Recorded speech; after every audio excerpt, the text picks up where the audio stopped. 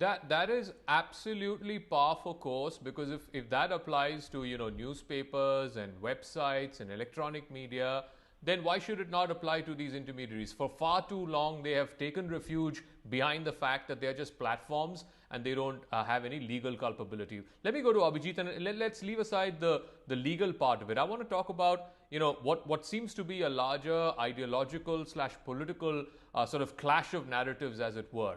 Why is there a feeling amongst the Indian right that this whole thing is a conspiracy to try and control the narrative, a conspiracy to try and defame India, defame Mr. Modi? Much like what the American right feels that Trump was, systematically and institutionally silenced by big tech companies. This is what they're attempting to do here in India as well. What evidence is there to suggest that there is this global conspiracy, as it were, Abhijit?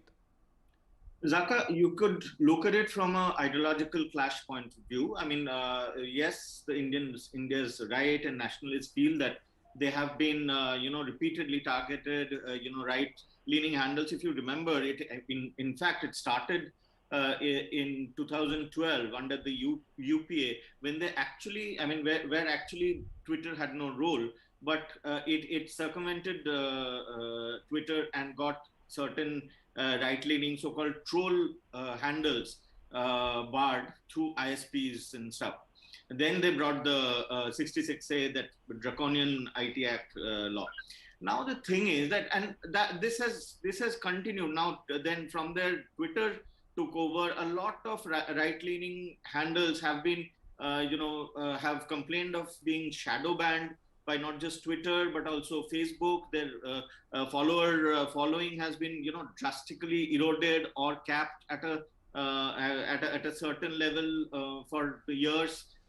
So this has been happening. But what what I want to say is that a player like Twitter, big tech, has started behaving like the neo-colonizers. It is like the old colonial powers of Britain, Portugal, and others.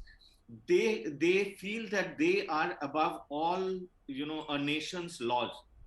Now this cannot happen, and they are absolutely opaque. The point is that it is not about the contents of the toolkit, but under which process did Twitter tag this manipulated media. When Twitter deplatformed Trump, for instance, Macron had said that this is a terrible precedent. Getting a sitting president deplatformed, imagine the audacity of big tech. It shouldn't be so easy. For instance, and it is, let me assure you, it should be above ideological lines. For instance, in India, Sanjay Hegde has been deplatformed. I do not agree with his political views at all.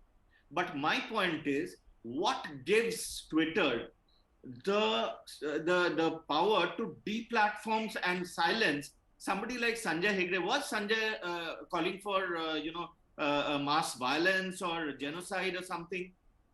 What is and they never explain the process. It is not transparent. The algorithms are never explained or made transparent. So Twitter has to take it has to be brought under some Indian law. And what is going to happen from tonight onwards?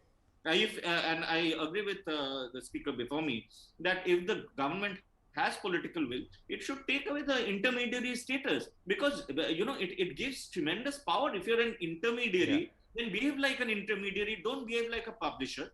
And if you are behaving like a publisher, then you have the commensurate the responsibilities and accountability that come with it.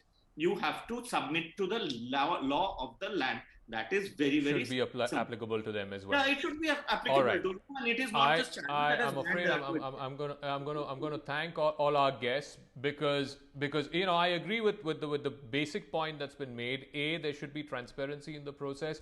How do they go about deplatforming people? Number two, it can't be seen merely from an ideological prism. And number three, if you're an intermediary, then you have to act like an intermediary. You should not be having deplatforming powers. And if you're not one, then all the legal liabilities and criminal culpabilities that come with being a publisher should be applicable to these platforms as well. But thank you very much to all our guests.